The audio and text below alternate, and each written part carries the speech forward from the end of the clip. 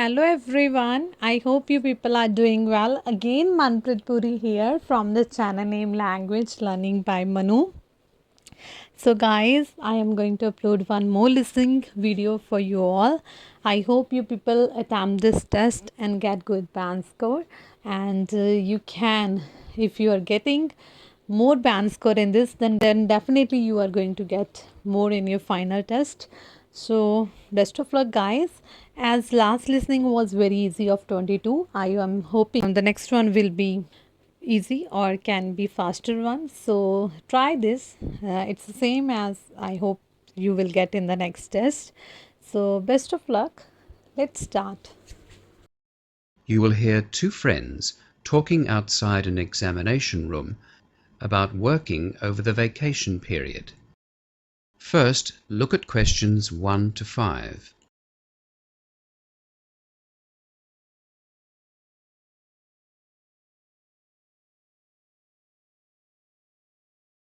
You will see that there is an example already done for you. For this question only, the conversation relating to the example will be played first.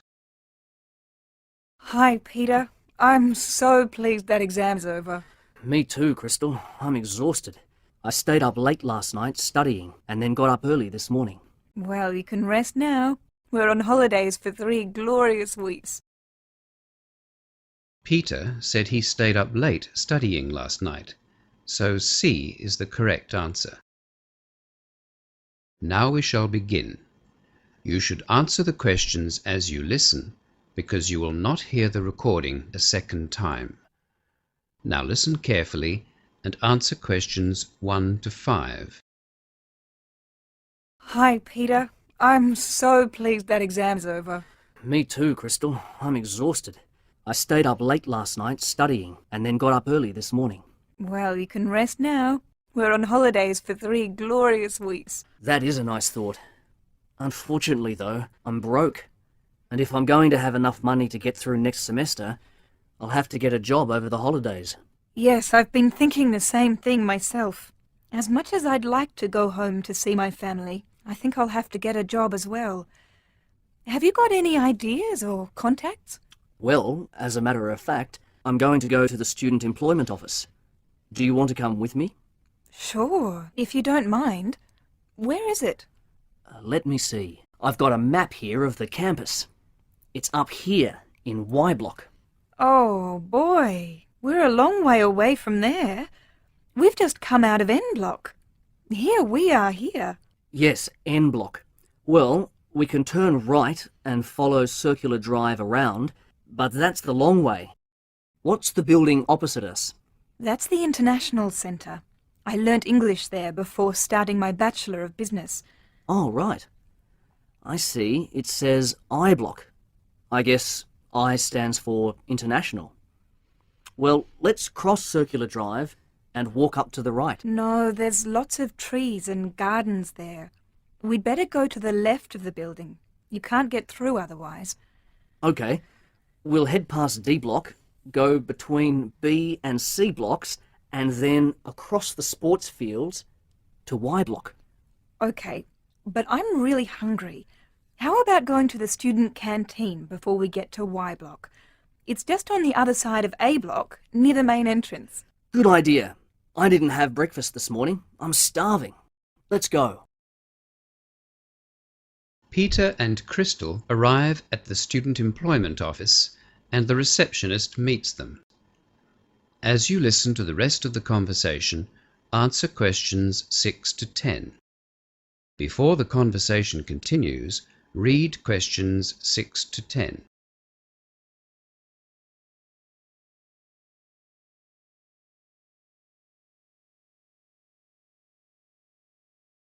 Good morning. Can I help you? Good morning. Yes. We'd both like to find some vacation work. Right. For this vacation period? Yes. Have you registered with us? No. Oh, you have left it a bit late. Students usually register with us around mid-semester. Really? Yes, but never mind. You will need to register, but before you do that, you'll need to be interviewed by one of our consultants. Oh. I thought you would just give us a list of job vacancies and we would contact those places directly. No. We don't give out contacts until after you've been interviewed and registered. I see. Would you like to make an appointment to have an interview? Yes, please. Yes, as soon as possible. Let me see. Today's Thursday the 11th. Our consultants are here tomorrow, but they are going on a staff in-service from next Monday to Wednesday. So it's either Friday, that's tomorrow, or next Thursday. Couldn't we see one of them this afternoon? No, they are fully booked, I'm afraid. End of semester is the busiest time for job placements, as you can imagine. There has been a cancellation for tomorrow morning at 9:30, or you can come after 2 tomorrow afternoon. Can we be interviewed together? Yes, I'm sure that would be okay. Crystal, is 9:30 all right with you? Yes, that suits me. Actually, I'm going to the dentist tomorrow. Let me check the time. Hang on, the dentist is at 9, so could we make it at 2? No problem. Okay, that's for 2 o'clock then. What's your surname? Pastel. P-A-S-T-E-L. Peter's my first name. Thanks. And yours? My surname's Lou, L-U, and my first name's Crystal. That's C-R-Y-S-T-A-L. Right. A contact phone number, please. My mobile is 0412 987 35. Thank you. And I'll need your student number as well, so I can access your files. Mine is B for business 723466. And mine is B, for business as well. I690011. That's BI690011 for you, Peter. And No, that's mine. Wrong way round. oops, it's BI690011 for Crystal and B723466 for Peter. I'll just put an arrow next to your names to show what I've done wrong. Right then. See you both. Bye. Thanks a lot. That is the end of section 1. You now have half a minute to check your answers.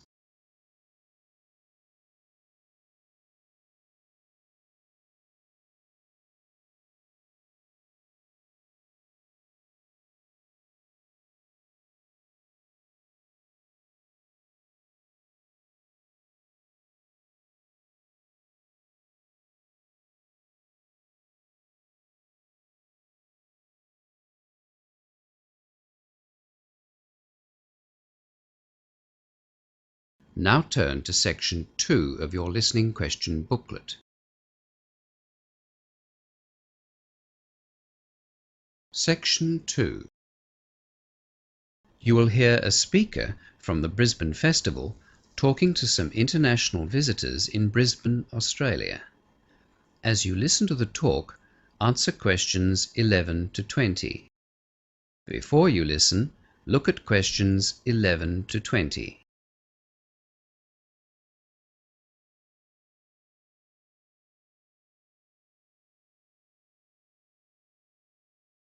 Good evening. I've been asked to tell you all about the Brisbane Festival, which is being held here in Brisbane from September the 8th to October the 6th. You are all, of course, welcome to come along to the various activities that we have planned while you're visiting our city. We're happy to announce that we have some free tickets, which I'll hand out later.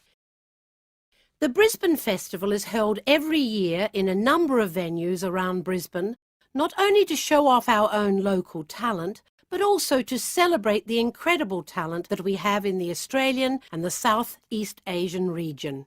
It's a great time for us to catch up with our interstate and international friends, and we're thrilled that this year we have a record number of performances from Southeast Asian participants. We have seen an increased amount of interest from European and American artists in recent years, and we welcome them as well.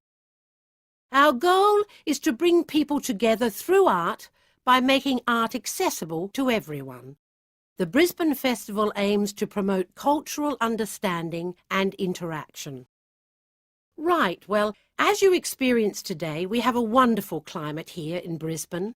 Our average temperature is about 24 degrees Celsius, and we have something like 290 sunny days a year. Naturally, we want to take advantage of this, so we've scheduled performances in public places such as South Bank Parklands and the City Gardens, as well as the more traditional indoor venues, the Performing Arts Centre, Brisbane Convention Centre, the Brisbane Powerhouse, and some of our university campuses. I'll hand out a copy of the program shortly, but I'd like to tell you about some of the highlights of the program and encourage you to enjoy as many of them as possible. I can also give you details on how to get to the venues. The first event that I'll be seeing is the Israel Philharmonic Orchestra at the Performing Arts Centre tomorrow night. That's September 8. It starts at 8 p.m. and because there is one performance only, you should get there well before 8 p.m, say 7:30 at the latest. And then for something completely different, Monkey, which is a play, is showing at the Powerhouse at 6:30 on the following night. So you will have 2 late nights in a row, but they are such different performances that I think you have to see both of them. Monkey is based on a 16th century Chinese story. You might have seen the television series. I can't wait for that one. We also have plenty of music on the itinerary. For those of you who like to hear arias, world-renowned soprano Sumi Jo is performing with the Queensland Orchestra on September the 11th. She will be starting at 8 p.m. If you can't make it then, though, she will be performing some opera at later performances. And talking about music, Festival Club is going to be held every evening from Wednesdays to Saturdays at the City Gardens. Festival Club features music from around the world. I'm sure this will be very popular with the younger members of our group, and you'll feel very relaxed in the cool spring Brisbane evenings under the stars. The City Gardens is one of our most popular venues. For those of you who are interested in visual arts, from September 14, the Art Gallery will be displaying works in the Asia-Pacific Triennial. There are details of that display in the handout. If you like drama, you'll have to see Slava's Snow Show the next day at the Performing Arts Centre.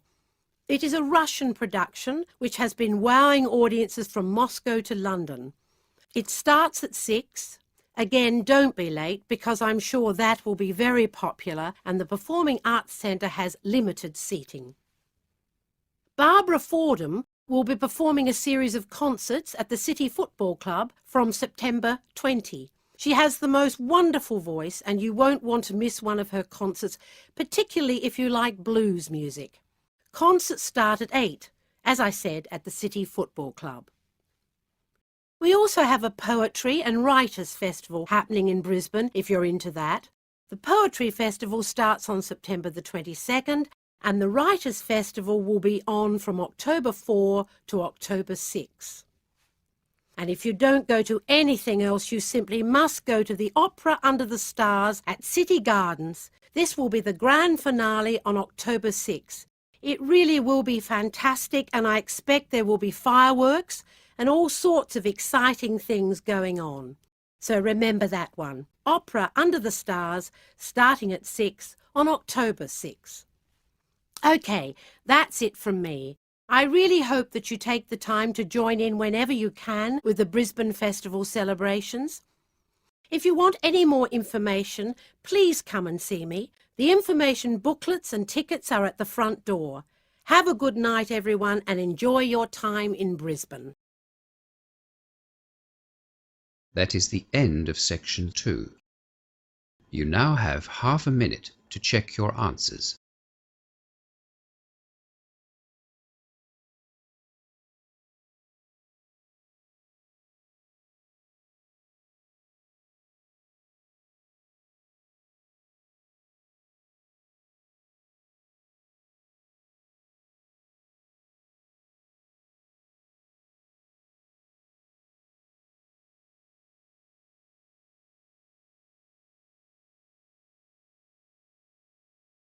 Now turn to section 3 of your listening question booklet. Section 3. In this section you will hear two students presenting a tutorial on two Asian countries, Singapore and Malaysia. First, look at questions 21 to 30.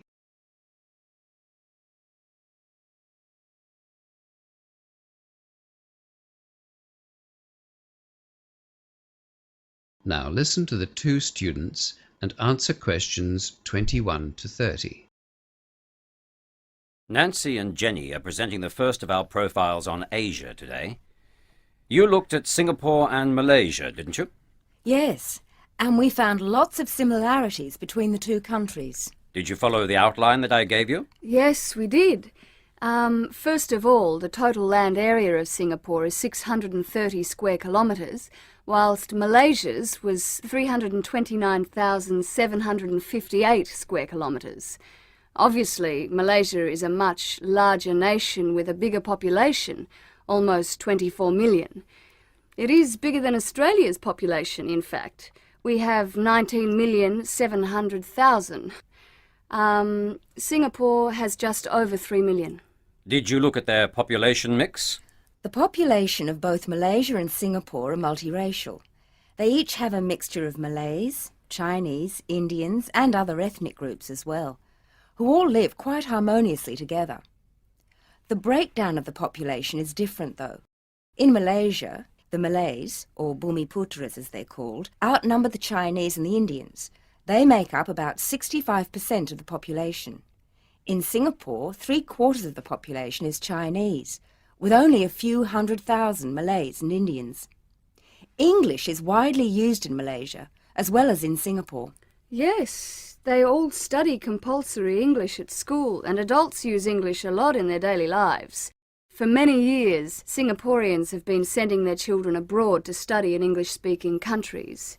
And in recent years, Malaysians are also studying overseas and getting overseas work experience. Australia has had a fairly stable relationship with Singapore over the years. Can you briefly talk about that? Yes. Singapore and Australia have always maintained a friendly and warm relationship. As Jen said, many students come to Australia to study here, and often they stay here to work. Similarly, lots of Australians live and work in Singapore. Singapore was one of the first Asian countries to really take advantage of its geographical location and the technological advances that were made at the end of last century. It has a strong economy. Singapore and Australia signed an expanded trade accord in February, which covers all sorts of subjects from education through to customs procedures at the airports. It's accepted that this accord will really strengthen ties between the two countries. So trade between Singapore and Australia is continuing to grow. But we're not one of Singapore's top 3 trading partners. They're the US, Japan and Malaysia. Yes, and interestingly, but not surprisingly, I guess, Malaysia's top 3 trading partners are the US, Japan and Singapore. Yes, Singapore and Malaysia are neighbours, so you would expect that. What did you discover about the relationship between Malaysia and Australia? Well, it hasn't been as stable as Singapore and Australia's friendship. Malaysians and Australians get along well on a personal level. There have been an increasing number of tourists travelling between the two countries, so it isn't just the students who are coming here. Historically, Australia and Malaysia, and for that matter Singapore as well, have a lot in common. You know, with the British colonialists. Malaysia now doesn't want to blindly follow Western ideas, which is fair enough. Yes. This is something that we'll talk about later in the semester. Australia's international relations in the region. There do seem to be misunderstandings and disagreements between Malaysia and Australia, but diplomats say that these are exaggerated by the media. Yes, we all know the power that the media has. Was there anything else? Well, yes. What I found was that Singaporeans are generally regarded as well-educated, well-travelled, knowledgeable. They enjoy a quality of life that is envied in other countries, especially in other Asian countries. The Singaporean government is spending a lot of money on education and technology. Is this going to continue? Did you look at the government's agenda for the future? They're developing a knowledge-based economy. Unlike other Southeast Asian countries, Singapore hasn't been dependent on the production and export of commodities. They intend to be IT-driven, with a highly skilled economy. I see. And how did this differ in Malaysia? Well, the Malaysians are very enterprising people. They're well educated and highly skilled too. Like the Singaporeans, they've got a strong work ethic. We both felt that of the two countries, Malaysians were much more Asian in their way of thinking, although they seem to mix Eastern and Western traditions easily. This could be one of the reasons that tourism is doing so well in Malaysia. The economy once relied almost solely on the export of raw materials, but that's changed a lot. All the experts say that Malaysia has a huge future. You've obviously enjoyed your research. I'm sure you'll enjoy learning more about the region as we continue on with the other overviews. That is the end of section 3.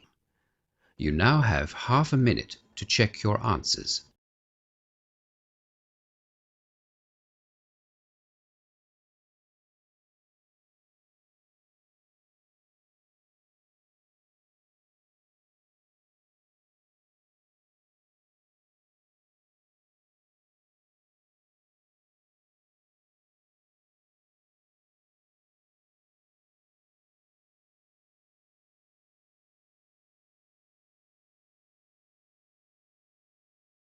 Now turn to section 4 of your listening question booklet. Section 4. You will hear an introductory lecture about vegetarianism being given by a nutritionist. First, look at questions 31 to 40.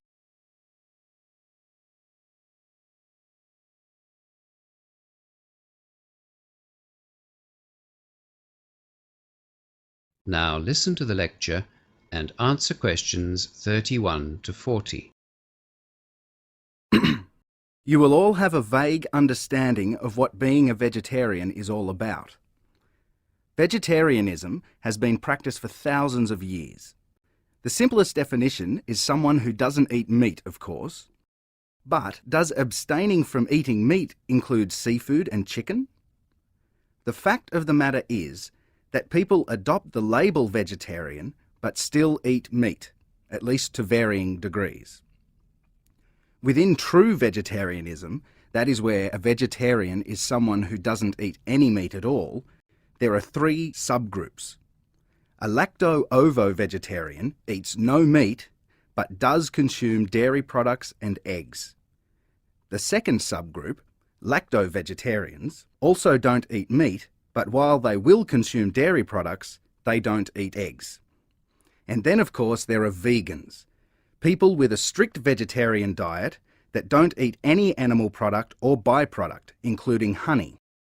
In fact, they don't even wear woolen, leather or silk garments. So just keep in mind that there is an obvious sliding scale here when people talk about vegetarianism.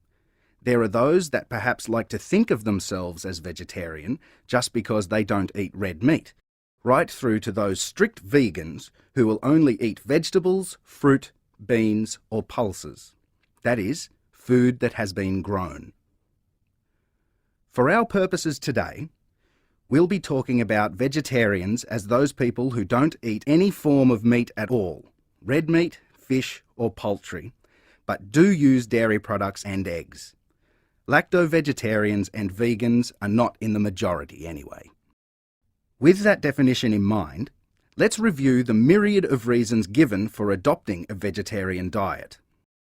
These include all sorts of preposterous theories that claim all humans should be vegetarian simply because it's natural, or that humans are naturally vegetarian because biologically we resemble plant eaters. In the real world, vegetarians, generally speaking, accept that humans are omnivores. They are capable of eating both plant and meat foods. Statistics show that the majority of vegetarians have adopted a vegetarian diet because of their religious beliefs, as in the case of Hindus and Buddhists, for example, or because of health-related concerns, that is, they see vegetarianism as a healthier alternative. Look, that's not to say there aren't other reasons. Some people just don't like the taste of meat, and others simply can't afford to buy it. A significant number of vegetarians are animal liberationists who are against the killing of animals for human consumption. These vegetarians have taken the step of refusing to eat meat, and in doing so, show that they don't condone those killings. They see the whole industry as barbaric. In the past, at least in my social circle, such a cause was seen as noble, and many of us held vegetarians in high regard. They lived up to their beliefs. In more recent times, as we see the disastrous impact of introduced hooved animals on lands and the amount of resources used to feed stock at the expense of using arable land for crops, their noble cause has been ecologically justified as well. Land resources, and arable lands in particular, are scarce and becoming scarcer. Perhaps it is wrong to allocate these resources to raising those animals which provide us with a food source that we can live without. But is this the case? Can we live without meat in our diet? And is living a vegetarian lifestyle indeed more healthy, as advocates would have us believe? Vegetarians claim that a well-balanced vegetarian diet will supply all the essential nutrients we need to be healthy. In Western societies, as late as 20 or 30 years ago, there were many myths about vegetarianism. Those switching to vegetarianism would be warned about serious vitamin deficiencies. Statistically, though, the vegetarians are supported in their claim that vegetarians are healthier than meat eaters. The incidence of heart disease and cancer, for example, are significantly lower in non-meat eaters. In fact, it's claimed that the risks from certain cancers are reduced by up to 40% in a vegetarian diet. And let's face it, in modern Western society, with our concerns regarding obesity, you don't see too many overweight vegetarians, do you? Vegetarians consume less fat and protein than we do, and the fat that they do consume is in the main unsaturated, which is what has been recently labelled good fat. On the other hand, animal fats tend to be saturated, and an increased intake of saturated fats can lead to high cholesterol. Respiratory problems too seem less common in vegetarians, but this is also the case with meat eaters who include a lot of fruit and vegetables in their diet. The UK Vegetarian Society's website quotes medical research has shown that on average, a lifelong vegetarian visits hospital 22% less than a meat eater. The fact that the number of practicing vegetarians has almost doubled in the last 15 years speaks volumes about the way our concerns for healthy living have changed. The reasons given for this increase have been, according to a recent survey, 94% due to the perceived health benefits associated with a vegetarian lifestyle. Doctors and nutritionists and responsible groups like the Vegetarian Society are rightly concerned that those adopting the vegetarian diet do so in an informed way. There are health benefits to be gained by turning vegetarian, but there are also guidelines that need to be followed. Vitamin B12, for instance, and recommended amounts of iron are not easily found in a vegetarian diet, and yet they are vital for healthy living. So, where can such vitamin and mineral replacements be found in the vegetarian diet? Well, for the average vegetarian, good sources of iron are spinach, prune juice, or dried fruit.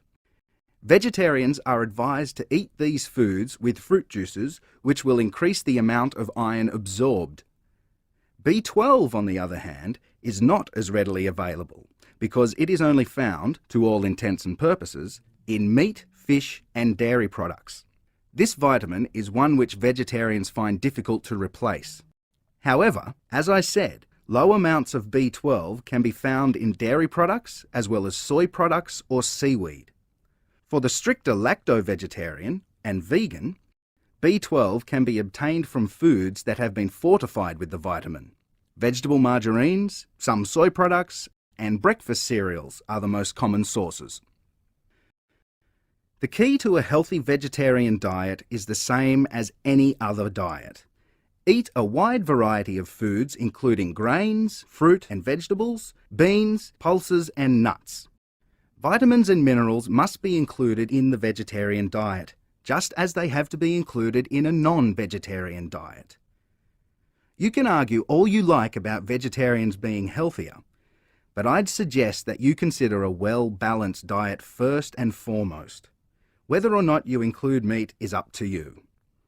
A good vegetarian diet closely matches the dietary recommendations for a healthy meat-eating diet. There's an excellent website which I suggest you look at if you want further information on vegetarianism. It's www.vegsoc.org. www.vegsoc.org. That is the end of section 4 and the end of the listening test. You now have half a minute to check your answers. So if you need answers, guys, you can text me, you can comment me, okay? I will deliver you answers. So I hope you people will get good band score. Take care and don't forget to like, subscribe and comment to Language Learning by Manu. Bye bye.